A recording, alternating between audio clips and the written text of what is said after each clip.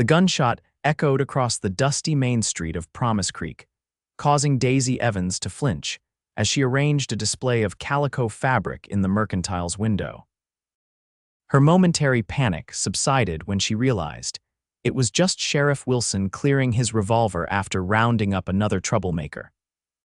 Daisy smoothed down her apron and glanced at her reflection in the glass, 26 years old, with chestnut hair pulled back in a practical bun, green eyes that her mother once said reflected the rolling hills of Kentucky, where she'd been born. Those eyes now carried a weariness that belied her years, a testament to the whispers that followed her through town like persistent shadows. "You're doing it again," Martha Wilson called from behind the counter. The sheriff's wife, who ran the mercantile with an efficiency that matched her husband's lawkeeping, gave Daisy a sympathetic look. "No use frettin' over what can't be changed, dear." Daisy nodded, forcing a smile as she adjusted the blue fabric once more. "I know it, just wool gathering." What Martha meant, though neither woman would say aloud, was that Daisy was once again thinking about the rumors, the ones that had trailed her since her marriage to Thomas Evans had yielded no children after 5 years. The same rumors that persisted even after Thomas's death from influenza 2 winters past. "Will you be all right closing up?" Martha asked, glancing at the clock that showed nearly 6 in the evening. "Josephine's bringing her new baby by for supper, and I promised to make those biscuits everyone's fond of." Another reminder, another knife twist. "Of course," Daisy replied brightly. "You go on ahead. I'll sweep up and lock the door behind me." After Martha left, Daisy allowed herself one moment of stillness in the empty store, surrounded by goods that families needed, baby clothes and toys that no child of hers would ever use. She tried not to mind at first when the doctor in Denver had explained her condition 2 years into her marriage. "Barren," he'd called her, with clinical detachment. As if naming the condition somehow made it easier to bear, Thomas had been kind about it at least. "We have each other," he'd said. But Daisy had seen the longing in his eyes whenever they passed the schoolhouse, had felt the weight of his parents' disappointment during holiday gatherings. And Promise Creek, Colorado, population 622 as of 1879, was not a place where secrets stayed buried for long. The bell above the door jingled, startling Daisy from her thoughts. "We're just about to close," she began, then stopped short when she saw who had entered. Adam Thornton stood in the doorway, his tall frame silhouetted by the setting sun. He removed his hat, revealing dark hair that curled slightly where it met his collar. His face was tanned from days spent in the saddle, with a strong jawline softened by kind eyes that crinkled slightly at the corners. At 30, he was the newest rancher in the area, having purchased the old McKinley place just outside town earlier that spring. "Miss Evans," he greeted her, his deep voice carrying a hint of the Texas drawl that marked him as an outsider in these parts. "I apologize for coming in so late. I can come back tomorrow if you're closing." "No, that's quite all right," Daisy replied, smoothing her apron again out of habit. "What can I help you with, Mr. Thornton?" He stepped further into the store, holding his hat by the brim. "I've got a list from Mrs. Simmons. She's helping me get the house in proper order, and apparently I'm lacking in just about everything." He smiled self-deprecatingly as he handed over a neatly written list. "Mrs. Simmons doesn't miss a detail," Daisy commented as she scanned the list. The older woman had been cleaning and cooking for bachelor ranchers for as long as anyone could remember. This might take a few minutes to gather. "I'm in no hurry." As Daisy moved around the store collecting items, she felt his eyes following her. Not in the way some men looked at her since she'd become a widow like she was damaged goods, but available nonetheless, but with simple curiosity. "You've been in Promise Creek long?" he asked. "Nearly 6 years now," she replied, measuring out coffee beans. "Came from Kentucky after I married. And your husband?" Daisy stilled momentarily. "Passed 2 winters ago, influenza." "I'm sorry," Adam said, and unlike when others said it, he sounded genuine. "Lost my own wife that way back in 75. Daisy looked up, meeting his eyes. Something passed between them, then a recognition of shared grief that needed no words. "You've taken on quite a project with the McKinley Ranch," she said, changing the subject as she wrapped a block of sugar in brown paper. "It needed someone to care for it again," Adam replied. "Good land deserves to be worked." By the time Daisy had gathered everything on his list, the sun had dipped below the horizon, casting long shadows through the store windows. Adam insisted on helping her carry the goods to his wagon, and when everything was loaded, he hesitated before climbing up to the seat. "Miss Evans," he said, settling his hat back on his head, "I was wondering if you might join me for Sunday dinner after church. Mrs. Simmons makes a fine roast, and I find the house too quiet these days." Daisy felt her cheeks warm. "Mr. Thornton, just dinner," he added quickly. As neighbors, she should say no. The last thing she needed was to give the town more to talk about, and yet the prospect of an afternoon away from pitying glances and whispered conversations was tempting. "I would be pleased to accept," she found herself saying. His smile transformed his face entirely. "I'll call for you at 1 o'clock then." As his wagon pulled away, Daisy realized she was smiling too, the first genuine smile to cross her face in longer than she could remember. Sunday came faster than Daisy anticipated. She wore her best dress, a blue calico that brought out the green in her eyes, and pinned her hair in a style she hadn't bothered with since Thomas died. As she walked to church, she noticed the glances from townsfolk, the raised eyebrows and hushed conversations that ceased when she drew near. Clara Jenkins, whose tongue was sharper than her sewing needles, stopped Daisy on the church steps. "I hear Adam Thornton's taken an interest," she said, adjusting her bonnet. "Brave man, considering." "Considering what, Mrs. Jenkins?" Daisy asked, though she knew exactly what the woman meant. "Well, a man like that will be wanting a family eventually. Everyone knows that's not something you can provide." The words stung, as they always did, but Daisy had grown skilled at hiding her pain.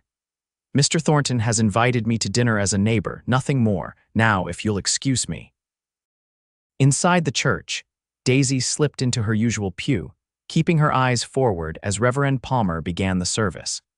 She felt Adam's arrival more than saw it, a ripple of interest moving through the congregation as he entered and took a seat several rows behind her. After the service, as people gathered outside to socialize, Daisy found herself cornered by Josephine Carter, Martha's sister-in-law, who bounced her 2-month-old son on her hip with practiced ease. "Would you like to hold him?" Josephine offered, already extending the infant toward Daisy. "He's such a good baby, hardly cries at all." It was a kindness, Daisy knew, but one that felt like cruelty. Still, she couldn't refuse without appearing rude. She took the baby, cradling him against her chest, feeling the warm weight of him, a sensation she would never experience with a child of her own. "He's beautiful," Daisy managed, her throat tight. "He is, isn't he?" Josephine beamed. "We're hoping for at least 4 more. Robert says a man needs sons to carry on his name." Daisy handed the baby back, unable to trust her voice with a response. As she turned to leave, she nearly collided with Adam, who stood watching the exchange with an expression she couldn't quite read. "Ready?" he asked simply, offering his arm. The ride to the McKinley Ranch, now the Thornton Ranch, Daisy reminded herself was quiet at first. The landscape opened up beyond the town limits, rolling hills dotted with pine trees giving way to open pastures where cattle grazed lazily in the summer heat. "You've made quite an impression on the townspeople," Daisy said finally, breaking the silence. Adam glanced at her, his hands steady on the reins. "Have I? They're all wondering why you've invited the barren widow to dinner." The words hung between them, stark and honest.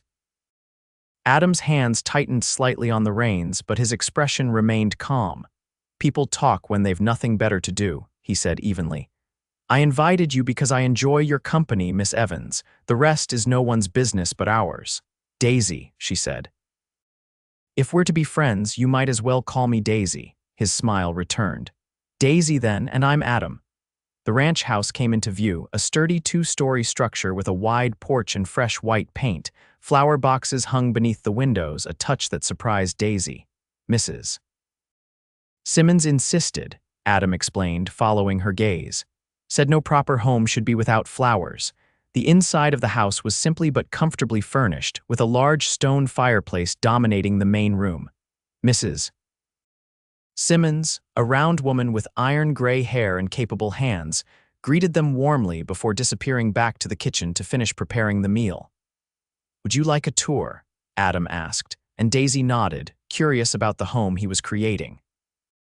He showed her through the downstairs rooms the study where he kept his ranch accounts, a small library with shelves half filled with books, the dining room set with proper china that had belonged to his mother.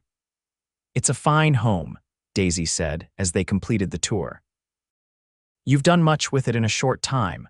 It's getting there," Adam agreed, though it still needs a woman's touch in many ways. Before Daisy could respond to that loaded statement, Mrs. Simmons called them to dinner. The meal was excellent roast beef, potatoes, fresh baked bread, and apple pie for dessert. The conversation flowed easily, touching on books they had both read, Adam's plans for the ranch, and Daisy's life in Kentucky before she'd come west, after Mrs. Simmons had cleared the dishes and taken her leave for the day. Adam invited Daisy to sit on the porch. The afternoon sun cast long shadows across the yard, and somewhere in the distance, a meadowlark sang. "May I ask you something personal?" Adam said after they had been sitting in comfortable silence for several minutes. Daisy tensed slightly but nodded. "You may. Why do you stay in Promise Creek? After your husband passed, I mean. You've mentioned you have family back east." It was a question Daisy had asked herself many times. "It's home now," she said simply. "Despite everything, I have the house Thomas built for us, my position at the Mercantile, and perhaps," she hesitated, "perhaps part of me didn't want to give them the satisfaction of driving me away with their whispers." Adam nodded slowly. "Courage, then." "Or stubbornness," Daisy replied with a small smile. "My mother always said I had more than my fair share. I admire it, whatever you call it." Adam's eyes held hers. Not many would stand their ground in the face of such unkindness. As the shadows lengthened, Adam drove her back to town. When they reached her small house at the edge of Promise Creek, he helped her down from the wagon, his hands strong and steady at her waist. "Thank you for today," Daisy said, suddenly shy under his gaze. "The pleasure was mine," Adam replied. "Perhaps we could do it again sometime." "I would like that," Daisy admitted. As his wagon disappeared down the street, Daisy knew the gossip would be flying by morning. For once, she found she didn't care. The next week brought Adam to the Mercantile twice more, ostensibly for supplies but lingering to talk with Daisy each time. On Friday, he invited her to a town social the following weekend, and despite her misgivings about facing the entire town as his guest, she accepted. On Saturday evening, Daisy stood before her mirror, fussing with her hair. She'd chosen her best dress, a dark green that Thomas had always said matched her eyes, though she hadn't worn it since before his death. The anticipation she felt was both exhilarating and terrifying. She had almost forgotten what it was like to look forward to something, to feel her heart quicken at the thought of seeing someone. The knock at her door came precisely at 7. Adam stood on her porch in a clean white shirt, dark vest, and his best trousers, his usually unruly hair slicked back with pomade. "You look beautiful," he said, his eyes appreciative. "Thank you." Daisy felt a blush warm her cheeks. "You clean up nicely yourself, Mr. Thornton." The town hall was decorated with paper lanterns and wildflowers for the summer social. A small group of musicians played in one corner, and tables laden with food lined the walls. As they entered, Daisy felt the weight of stares and saw the heads bent together in whispered conversation. "Ignore them," Adam said quietly, his hand warm at the small of her back. "I'm trying," Daisy replied, forcing a smile. They made the rounds, greeting neighbors and friends. Some, like Martha and Sheriff Wilson, were genuinely warm. Others, like Clara Jenkins and her circle, offered thinly veiled comments about Adam's apparent interest in a woman who couldn't give him children. "Such a shame," Clara said loudly enough for Daisy to overhear, "when a fine man like that settles for less than he deserves." Adam's jaw tightened, but Daisy squeezed his arm. "It's not worth it," she murmured. Later, when the music slowed and couples took to the floor for a waltz, Adam held out his hand. "Dance with me," Daisy hesitated. "Everyone will talk. Let them," Adam said, his eyes steady on hers. "I didn't come here tonight to please them." On the dance floor, Adam's hand at her waist was respectful but firm, guiding her through the steps with unexpected grace. "Where did a rancher learn to dance like this?" Daisy asked, surprised. "My mother insisted," he replied with a small smile. "Said no son of hers would embarrass himself in polite company. She taught you well." As they turned, Daisy caught sight of Clara Jenkins watching them, her expression sour. On impulse, Daisy moved a fraction closer to Adam, feeling a small thrill when his hand tightened at her waist in response. The evening ended far too quickly for Daisy's liking. When Adam escorted her home, he lingered on her porch, seemingly reluctant to leave. "I enjoyed tonight," he said, despite the town's best efforts to make it uncomfortable. "As did I," Daisy admitted. "Though I fear I've done your reputation no favors." Adam's expression grew serious. "Daisy, I don't give a damn about my reputation. I care about you." The words hung between them, honest and unadorned. Daisy's heart raced. "Adam, you don't have to say anything," he interrupted gently. "I just wanted you to know where I stand." He lifted her hand to his lips, pressing a kiss to her knuckles that sent warmth spreading through her entire body. "Good night, Daisy Evans." "Good night, Adam Thornton," she replied, her voice barely above a whisper. As summer turned to autumn, Adam became a regular visitor to Daisy's small house. They would sit on her porch in the evenings, talking about everything and nothing: his plans for the ranch, her childhood in Kentucky, books they had both read. Sometimes Mrs. Simmons would send along a pie or stew, claiming Adam needed fattening up but clearly approving of the time he spent with Daisy. The town's whispers continued, of course. "Poor man doesn't know what he's getting into," Daisy overheard Mrs. Peterson say one day in the Mercantile. "Or maybe he does, and he just doesn't want the responsibility of children. Convenient arrangement for him, I suppose." The words stung, but Daisy was finding it easier to ignore them. Adam's attention gave her a confidence she hadn't felt in years. When he looked at her, she didn't see pity or calculation, just genuine affection that warmed her from the inside out. One crisp October evening, as they sat watching the sunset paint the sky in shades of orange and pink, Adam took her hand. "I've been thinking," he said, his thumb tracing circles on her palm. "A dangerous pastime," Daisy teased, trying to ignore the flutter in her stomach. "I'm serious, Daisy." His eyes held hers. "I've come to care for you deeply these past months, more than I thought possible after losing Sarah." Daisy's heart quickened. "I've come to care for you too," she admitted softly. "Then I'd like your permission to call on you officially, with the intention of courtship." The word hung between them, full of promise and complication. Daisy pulled her hand away gently. "Adam, you know what people say about me, what's true about me." She forced herself to say the words. "I can't have children. If you're looking to build a family, I'm looking for a partner," Adam interrupted. "A woman I can share my life with, who makes me laugh, who challenges my thinking, who I can't wait to see at the end of each day." He took her hand again, his grip firm. "That woman is you, Daisy. The rest is just details." "Details," Daisy echoed in disbelief. "Adam, children aren't details." "They're important," he finished for her. "I know, but there are many ways to build a family, and I'd rather have you without children than any other woman with a dozen." Tears pricked at Daisy's eyes. "You say that now, but what about 5 years from now, 10? When your friends' children are growing up and you have none of your own?" Adam's expression remained steady. "I lost my wife and our unborn child in the same night, Daisy. I know the pain of dreams cut short." His voice roughened. "But I also know that life offers second chances if we're brave enough to take them. You're my second chance, if you'll have me." Daisy looked into his eyes and saw nothing but sincerity. Slowly, she nodded. "Yes," she whispered, "I'll have you." His smile was like sunrise breaking across the horizon.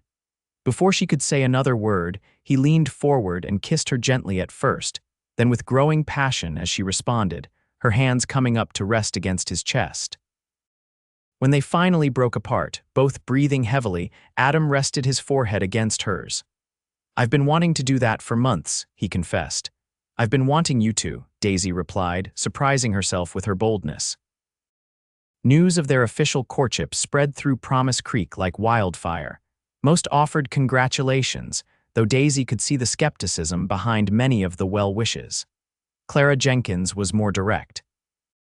"I hope you've told him plainly about your condition," she said when she cornered Daisy outside the church one Sunday. A man has a right to know what he's getting into. Mr. Thornton is fully aware of my circumstances, Mrs. Jenkins, Daisy replied evenly. Unlike some, he believes there's more to marriage than breeding. Clara's face flushed an ugly red. Well, you never do think before you speak, Daisy cut in, surprising herself with her backbone. Now if you'll excuse me, my escort is waiting. As she walked away, Daisy felt a lightness in her step that had been missing for years. Adam was changing her, helping her find the strength that grief and gossip had buried.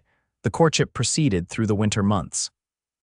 Adam was attentive and respectful, always mindful of Daisy's reputation despite the town's assumptions about their relationship. They attended church together, shared meals with friends who supported them, and spent long evenings by the fire talking about their hopes for the future. In early December, as the first heavy snow blanketed Promise Creek, Adam proposed formally, presenting Daisy with a simple gold band set with a small diamond. It was my grandmother's, he explained as he slipped it onto her finger. I had it sized for you when I was in Denver last month. It's perfect, Daisy whispered, tears blurring her vision as she admired how it caught the firelight. They set the wedding date for April, when the worst of the winter would be past and spring would be bringing new life to the land. Mrs. Simmons and Martha Wilson took charge of the arrangements, determined that Daisy would have a proper wedding despite the whispers. As the date approached, however, the whispers grew louder. One afternoon in late March, Daisy was arranging new spring fabrics when Clara Jenkins entered the mercantile with two of her friends in tow. I hear the wedding plans are coming along nicely, Clara said, her voice carrying through the store. Though I wonder if Mr. Thornton has fully considered what he's giving up. Daisy straightened her spine. Mr. Thornton is quite capable of making his own decisions, Mrs. Jenkins. Of course, Clara said with false sympathy. It's just that some men don't realize how important children are until it's too late. My Herbert says a man needs sons to carry on his legacy. What legacy will Adam Thornton have? Before Daisy could respond, the bell above the door jingled. Adam walked in, bringing with him the fresh scent of outdoors and a presence that immediately dominated the small space. Ladies, he greeted them, tipping his hat before moving to stand beside Daisy. I couldn't help overhearing your concern for my legacy, Mrs. Jenkins. Clara had the grace to flush slightly, but her chin remained stubbornly lifted. It's only natural to wonder, Mr. Thornton. A fine ranch like yours should pass to the next generation. Indeed, Adam agreed pleasantly. And it will, though perhaps not in the way you imagine. He placed a protective hand at the small of Daisy's back. Now, if you'll excuse us, I've come to escort my fiancé to lunch. Outside, away from prying ears, Daisy finally let her composure crack. I don't understand why they can't leave us be, she said, her voice thick with unshed tears. Why it matters so much to them. Adam drew her close, uncaring who might see them on the busy street. Because people fear what's different, he said softly, and we're choosing a path they don't understand. Sometimes I fear it too, Daisy admitted. That someday you'll regret choosing me. Adam tipped her chin up, forcing her to meet his eyes. Never, he said firmly, not for a single moment. The wedding was held on a perfect April morning. The church was filled with wildflowers, and sunlight streamed through the stained glass windows, painting the simple interior with jewel-toned light. Daisy wore a cream-colored dress that Martha had helped her make, with delicate lace at the collar and cuffs. Adam waited at the altar, tall and handsome in a new black suit, his eyes never leaving her as she walked down the aisle on Sheriff Wilson's arm. The ceremony was brief but meaningful, with Reverend Palmer speaking of commitment, partnership, and the many ways love manifests in a marriage. When Adam slipped the gold band onto Daisy's finger and promised to cherish her all the days of his life, his voice was steady and sure. What God has joined together, let no man put asunder, Reverend Palmer pronounced, and Daisy felt the weight of those words settle around her like a protective cloak. They were joined now, whatever came, they would face it together. The celebration afterward was held at the Thornton Ranch, with tables set up in the yard beneath newly budded trees. Despite the persistent rumors, most of the town turned out, drawn by curiosity if not genuine goodwill. Mrs.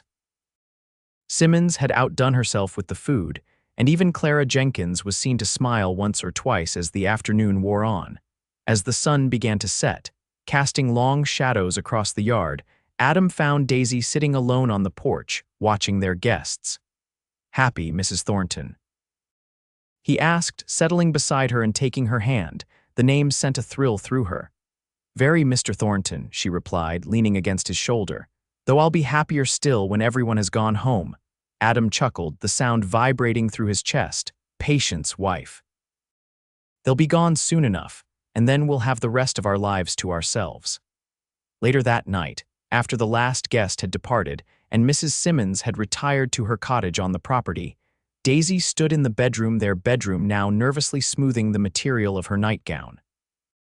Despite being a widow, intimacy with Thomas had been brief and dutiful, focused primarily on conceiving the children that never came.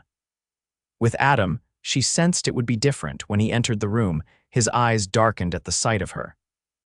"You are so beautiful," he said, crossing to her in 2 long strides. His kiss was tender at first, then increasingly urgent as she responded, her hands sliding up to tangle in his hair. "I love you, Daisy Thornton," he murmured against her lips. "I have from the moment I saw you in that mercantile, looking sad and brave all at once." "I love you too," she whispered back, the words feeling both new and familiar on her tongue. "More than I thought possible." What followed was a revelation, Adam's touch gentle but passionate, his focus entirely on her pleasure rather than his own. For the first time, Daisy understood that lovemaking could be about connection rather than merely procreation, about giving and receiving joy rather than fulfilling an obligation. When they finally lay tangled together in the aftermath, her head on his chest and his fingers tracing patterns on her bare shoulder, Daisy felt a peace she hadn't known in years. "What were you thinking about?" Adam asked, pressing a kiss to her hair. "That I never knew it could be like this," she admitted. "With Thomas, it was always about trying for a baby. When we learned I couldn't have children, it was as if that part of our marriage just ended." Adam's arms tightened around her. "He was a fool then." "No, just disappointed," Daisy sighed. "As was I. We both wanted children so badly." "I would have wanted them too with you," Adam said honestly, "but not having them doesn't diminish what we have together. Nothing could." Daisy propped herself up on one elbow to look at him, marveling at the certainty in his eyes. "How did I find you?" she wondered aloud. "I believe I found you," he corrected with a smile, pulling her down for another kiss. The early months of their marriage were a time of adjustment and joy. Daisy learned to run a ranch house instead of a small town cottage, managing Mrs. Simmons and the 2 ranch hands Adam employed with a natural grace that surprised her. Adam continued to expand the ranch operations, adding a small orchard and increasing his herd of cattle with Daisy's practical input on the financial aspects. The town's whispers didn't stop entirely, but they diminished as people saw the obvious happiness of the Thornton marriage. Even Clara Jenkins was forced to admit that they seemed well-suited, though she still occasionally made comments about the tragedy of their childlessness when she thought Daisy couldn't hear. In late summer, as they approached their 5th month of marriage, Adam returned from a trip to Denver with a surprise. Daisy was in the garden when his wagon pulled up, and she stood to greet him, wiping soil from her hands onto her apron. "You're back early," she said, smiling as he jumped down from the wagon seat. "I wasn't expecting you until tomorrow." "I couldn't wait to get home to you," Adam replied, sweeping her into an embrace that lifted her feet off the ground. "And I have news." "News," Daisy echoed, searching his face. "Good news, I hope. The best." Adam took her hand and led her to the wagon. "I've brought someone for you to meet." Puzzled, Daisy peered into the wagon bed. There, nestled among the supplies, was a small wooden cradle. And in the cradle, wrapped in a blue blanket, was a baby no more than a few months old with a shock of dark hair and wide, curious eyes. Daisy's hand flew to her mouth. "Adam, what?" "His name is Jacob," Adam said, his voice gentle. "His mother died in childbirth. His father was killed in a mining accident 2 weeks ago. The Sisters of Charity in Denver were caring for him, but they were looking for a family to take him." Daisy couldn't tear her eyes from the baby. "You brought him here for us. Only if you want him," Adam hastened to add.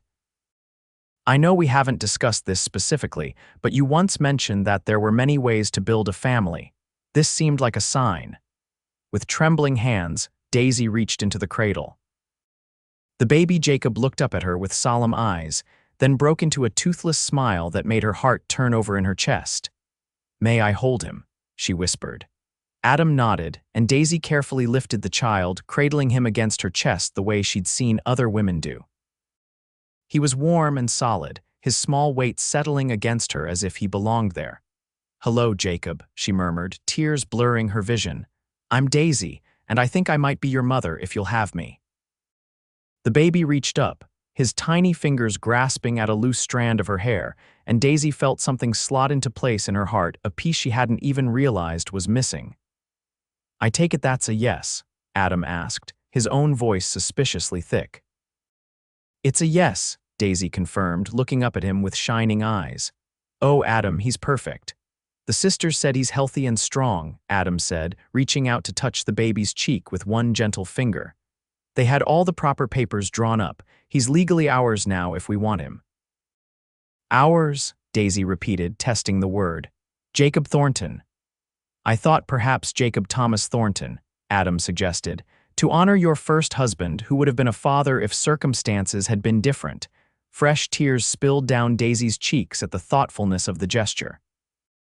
"Jacob Thomas Thornton," she agreed. "It's perfect." Mrs. Simmons appeared at the kitchen door, alerted by the sound of the wagon.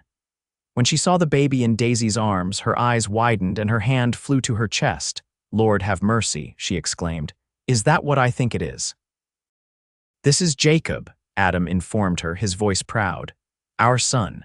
The older woman's face broke into a wide smile. "Well, bring him inside then. Poor thing's probably hungry and needs changing, and you'll need to tell me everything about what he eats and how he sleeps." She bustled back into the house, already calling out instructions to prepare a proper nursery. Daisy looked up at Adam, overwhelmed with love for this man who had given her what she'd thought forever beyond her reach. "Thank you," she said simply, knowing the words were inadequate. Adam leaned down to press a kiss to her forehead, then to the baby's dark hair. "We're a family now," he said. "The three of us." The news of the Thorntons' adoption spread through Promise Creek even faster than their courtship had. Reactions were mixed. Many, like Martha Wilson, were genuinely happy for them, coming by with gifts and advice for the new parents. Others, predictably led by Clara Jenkins, were more skeptical. "Taking in some stranger's child," Daisy overheard Clara say when she brought Jacob to church for the first time. "Who knows what kind of blood runs in his veins?" But the comments that might once have devastated Daisy now slid off her like water. She had a husband who adored her, and a son who captured her heart more firmly with each passing day. The opinions of people like Clara Jenkins mattered less and less. Jacob thrived under their care. He was a happy baby, quick to smile and slow to cry, seemingly content in his new home as if he sensed the abundance of love surrounding him. Daisy took to motherhood with a natural ease that surprised even herself, while Adam proved to be a devoted father, often carrying Jacob with him around the ranch in a sling Mrs. Simmons fashioned from an old shawl. As autumn turned once more to winter, the Thornton household settled into a new rhythm centered around their son. Christmas that year was a joyous affair, with Jacob, now nearly 8 months old, sitting amid a pile of gifts from doting parents and an equally doting housekeeper. "I never thought I'd have this," Daisy confessed to Adam that night as they sat before the fire after putting Jacob to bed. "A child to love, to watch grow." Adam pulled her closer, pressing a kiss to her temple. "You deserve every happiness, Daisy. I'm just grateful I get to be part of it." In the new year, a harsh winter storm blew in, isolating the ranch for nearly a week. They were well prepared with supplies, but on the third day, Jacob developed a fever that sent Daisy into a panic. "Children get fevers, Mrs. Simmons reassured her, helping to bathe the fretful baby in lukewarm water. "It's natural, but we'll keep a close watch." Through the night, Daisy sat by the cradle, applying cool cloths to Jacob's forehead and singing softly to him when he fussed. Adam kept the fire built up against the bitter cold outside, bringing Daisy coffee and urging her to rest, while he took a turn watching over their son. By morning, Jacob's fever had broken, and he was once again the cheerful baby they knew, though slightly subdued. Daisy, however, was exhausted, dark circles under her eyes testifying to her vigil. "You need to sleep," Adam insisted, taking her by the shoulders and guiding her toward their bedroom. "Jacob is fine now. Mrs. Simmons and I can manage for a few hours. But what if he needs me?" Daisy protested weakly. "Then I'll wake you," Adam promised, "but you're no good to him if you make yourself ill." Reluctantly, Daisy allowed herself to be tucked into bed. She was asleep almost before her head touched the pillow, the accumulated stress and fear draining away in the knowledge that her son was safe and her husband was standing guard. When she woke hours later, the light had changed, indicating late afternoon. Alarmed at having slept so long, Daisy hurried to the nursery, only to find it empty. Panic seized her until she heard the low rumble of Adam's voice from the main room. There she found her husband sitting in his favorite chair by the fire, Jacob propped against his chest. Adam was reading aloud from one of his books, Thoreau, by the sound of it, while Jacob listened with apparent fascination, occasionally reaching up to pat Adam's chin. "I'm not sure he's following the philosophical implications," Daisy said, smiling at the scene. Adam looked up, his face lighting at the sight of her. "He's a very advanced child," he replied solemnly, already contemplating the merits of simple living. "Clearly," Daisy agreed, crossing to kiss first Jacob's head, then Adam's lips. "How long was I asleep?" "Almost 6 hours. You needed it." "And Jacob?" "Perfect. Mrs. Simmons fed him. I changed him quite successfully, I might add, and now we're improving our minds together." Adam shifted the baby to one arm, reaching out with the other to draw Daisy onto his lap. "How are you feeling?" "Better," Daisy admitted, resting her head against his shoulder. "Though I was terrified when he got so hot, I kept thinking of all the children who don't survive such fevers." "But he did," Adam reminded her. "He's strong and healthy. And he has a mother who would move heaven and earth to keep him safe." Daisy looked down at their son, who had begun to doze against Adam's chest, one small hand curled around his father's finger. "I never imagined I could love someone so much," she whispered. "It terrifies me sometimes." "That's parenthood," Adam said, his voice equally soft. "Loving someone so much it hurts, and knowing you'd do anything to protect them." As winter gave way to spring and Jacob's first birthday approached, Daisy began planning a small celebration. She wanted to mark the occasion properly, to establish traditions that would follow their son through childhood. "Perhaps we should invite some of the families from town," she suggested to Adam over breakfast one morning. "The Wilsons' youngest is only a bit older than Jacob. It would be good for him to play with other children." "Whatever you think best," Adam agreed, "though I draw the line at inviting Clara Jenkins." Daisy laughed. "I think we can safely leave her off the guest list." She hesitated, then added more seriously, "I was also thinking we might visit the orphanage in Denver soon, to make a donation in Jacob's name." Adam looked up, his expression thoughtful. "That's a fine idea, and perhaps—" He trailed off, suddenly uncertain. "Perhaps what?" Daisy prompted. "Perhaps we might consider giving Jacob a brother or sister someday, when he's a bit older." Adam's eyes held her steadily. "There are many children who need homes." Warmth spread through Daisy's chest at the thought. "I'd like that," she admitted, "very much." The birthday celebration was a success, with half a dozen families from town joining them at the ranch. Jacob, now walking unsteadily and babbling a mixture of real and invented words, was the center of attention, charming everyone with his sunny disposition. Even Clara Jenkins, who had not been invited but arrived with her daughter's family, seemed taken with the boy. "He has your eyes," she told Daisy, apparently forgetting or choosing to ignore the fact that Jacob was adopted. "Thank you," Daisy replied simply, deciding there was no need to correct her. As the party wound down and guests began to depart, Sheriff Wilson pulled Adam aside for a private conversation.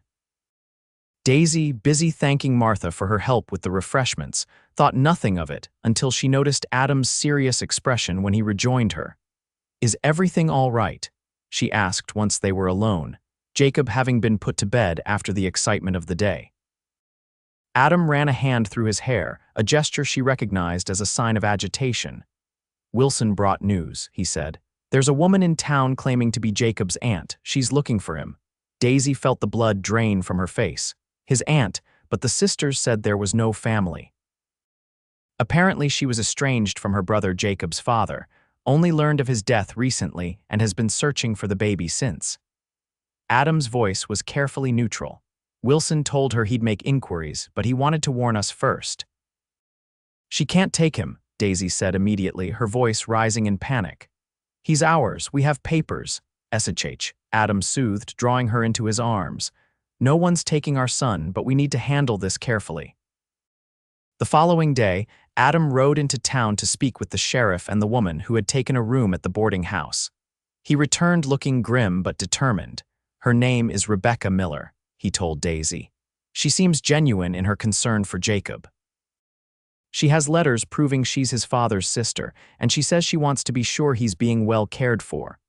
And, Daisy prompted, her stomach knotted with fear. And I've invited her to dinner tomorrow, Adam said. I think she should see for herself that Jacob has a good home here. Daisy wanted to protest, but understood the wisdom of Adam's approach. Better to face this threat directly than to hide and appear guilty of something.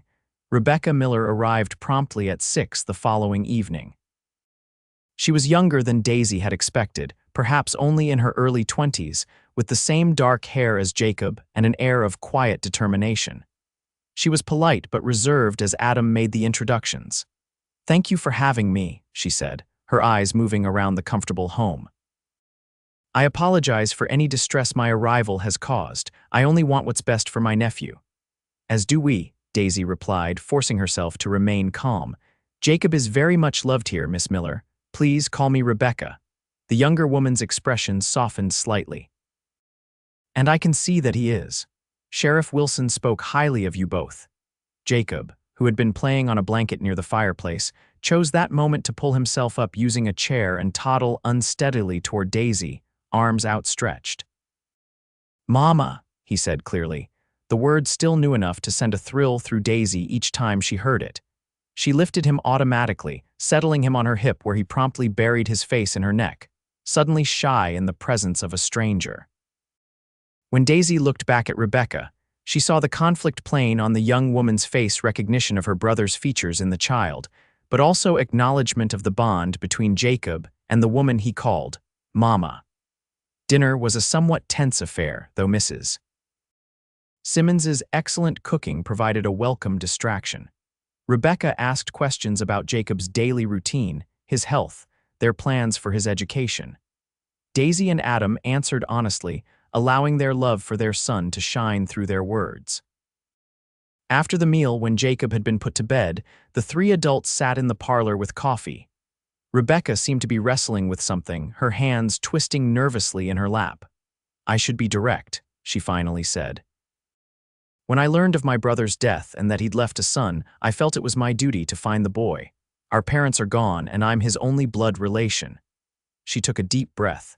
"I came here intending to take him back to Chicago with me." Daisy's hand found Adam's, gripping it tightly. "But now," Adam prompted quietly. Rebecca looked up, her eyes shining with unshed tears. "But now I see that would be a terrible mistake. He has a mother and father who adore him, a stable home. He calls you Mama," she added, looking directly at Daisy. "Taking him from you would be cruel, to him most of all."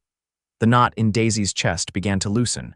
"What are you saying exactly?" "I'm saying that I won't contest your adoption," Rebecca clarified. "Jacob should stay where he is loved and settled." But she hesitated. "I would ask for the chance to know him, to be part of his life in some small way. I'm his only link to his birth family, to his history." Adam's thumb stroked soothingly over Daisy's knuckles. "What are you proposing? Perhaps I could visit occasionally, write letters as he grows older. Send gifts for birthdays and Christmas." Rebecca's expression was earnest. "I don't want to intrude on your family, but I also don't want to disappear from his life entirely." Daisy exchanged a look with Adam, seeing in his eyes the same cautious relief she felt. This was not the outcome they had feared. This was something they could work with. "I think that's a reasonable request," Adam said finally. "Jacob should know his history, and having an aunt who cares for him can only enrich his life." "I agree," Daisy added, surprising herself with how much she meant it. The woman before them was not a threat but a potential ally in giving Jacob the fullest life possible. We would never want to keep him from knowing his roots. Relief washed over Rebecca's face. "Thank you," she said simply. "You are very generous." Later that night, after Rebecca had returned to town with a promise to visit again before leaving for Chicago, Daisy and Adam stood in the doorway of Jacob's room, watching their sons sleep peacefully, unaware of how close he had come to being uprooted from the only home he remembered. "We were lucky," Daisy whispered. "She could have fought us." "It wasn't luck," Adam replied, his arm around her waist. "She saw what was best for Jacob, and she'll be a good aunt to him, I think." Daisy leaned her head against his shoulder. "I was so afraid," she admitted. "The thought of losing him." "I know." Adam's voice was rough with emotion. "But we haven't lost him, and now he has one more person in the world who loves him. That's no small thing."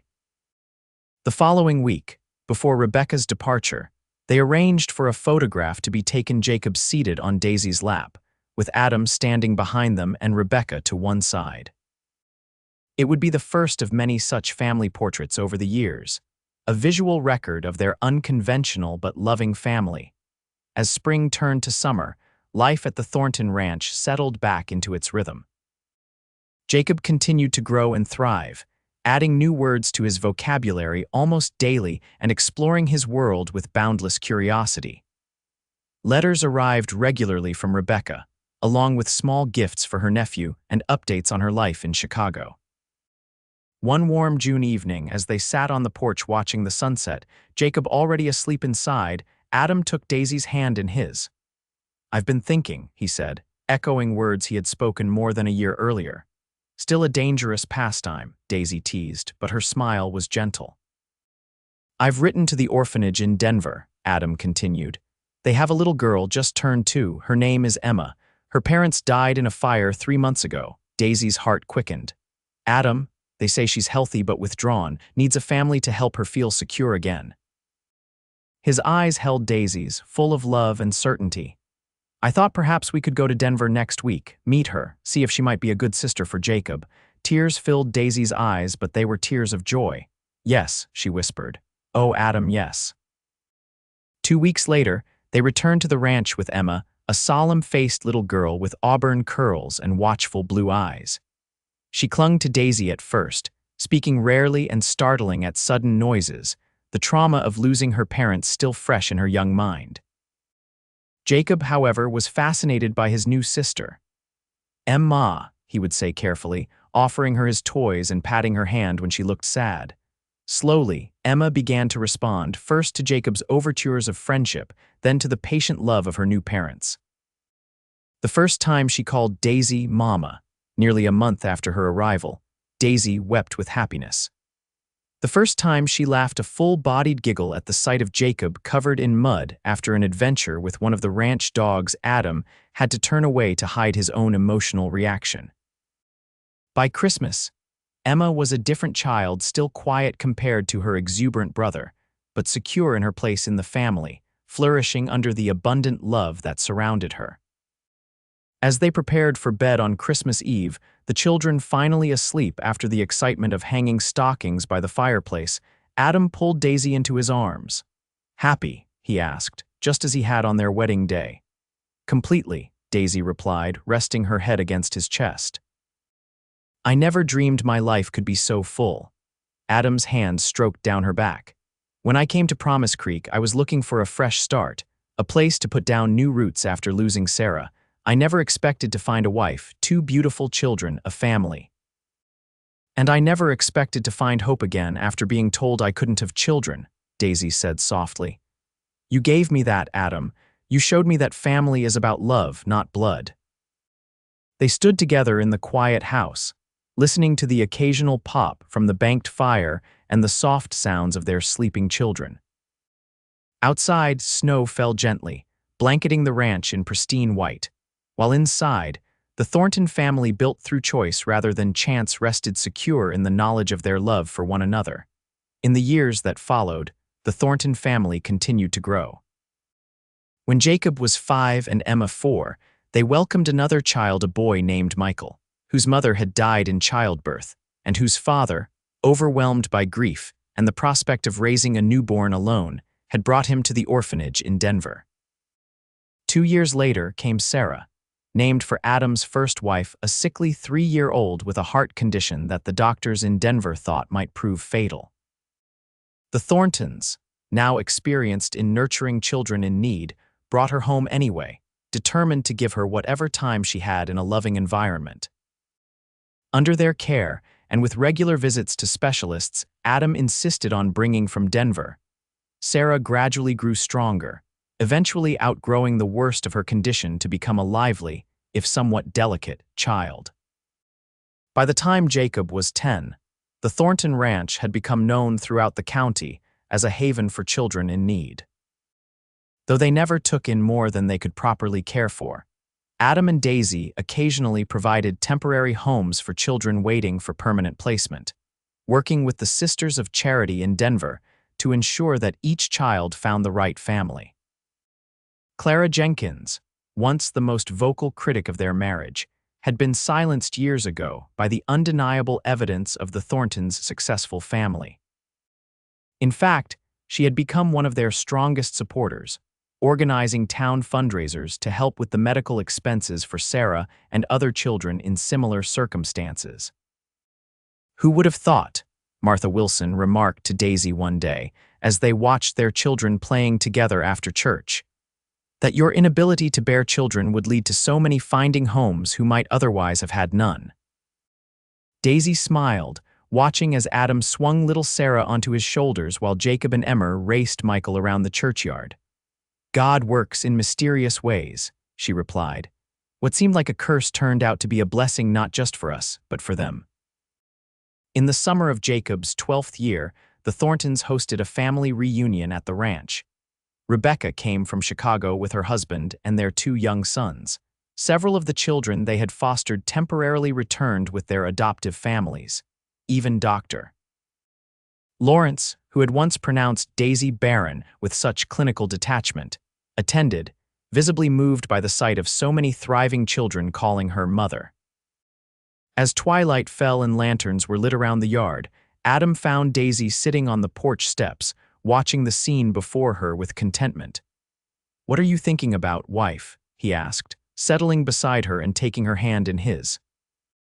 Daisy leaned against his shoulder, drawing comfort from his solid presence as she had for nearly 13 years. "About how full life can be when you open yourself to unexpected possibilities," she said. "About how the worst moments can lead to the best if you're brave enough to keep going." Adam pressed a kiss to her temple, his beard now showing threads of silver tickling her skin. "Any regrets?" he asked, and though his tone was light, Daisy knew the question was sincere. She thought about it for a moment, looking out at their children, Jacob tall and lanky, already showing signs of the man he would become. Emma with her quiet grace and keen intelligence. Michael with his infectious laugh and boundless energy. Sarah small but determined, her face alight with joy as she danced with one of Rebecca's boys. "Not a single one," Daisy said honestly. "Every tear, every whisper behind my back, every moment of grief, they all led me here to you, to them. How could I regret any of it, from inside the house, Mrs. Simmons, now in her 70s, but still firmly in charge of the Thornton kitchen, called that dessert was ready. The children came running, their voices raised in excited chatter about pie and ice cream. Jacob reached them first, dropping a casual kiss on Daisy's cheek before dashing inside, followed by his siblings and cousins in a whirlwind of movement and laughter. Adam rose, pulling Daisy to her feet and into a quick embrace. "We should go in before they devour everything," he said with a smile. "You know how Jacob gets around Mrs. Simmons's apple pie." As they walked arm in arm toward the house filled with light and laughter and love, Daisy thought about the young widow she had been heartbroken, stigmatized, believing her chance for motherhood was forever lost. How could that woman have imagined this abundance, this joy? "I love you, Adam Thornton," she said suddenly, stopping him with a hand on his arm. "For this life you've given me, for seeing possibilities where others saw only limitations." Adam's eyes, crinkled now at the corners from years of laughter and Colorado sun, held the same warmth they had when he'd first asked her to Sunday dinner. I love you too, Daisy Thornton, he replied, for teaching me that family is what we make it, not what others expect it to be. Inside the house, a child called for them, Mama, Papa, come quick. And they turned as one to answer, stepping through the doorway into the warmth of the home and family they had built together, word by whispered word, child by cherished child, day by ordinary, extraordinary day.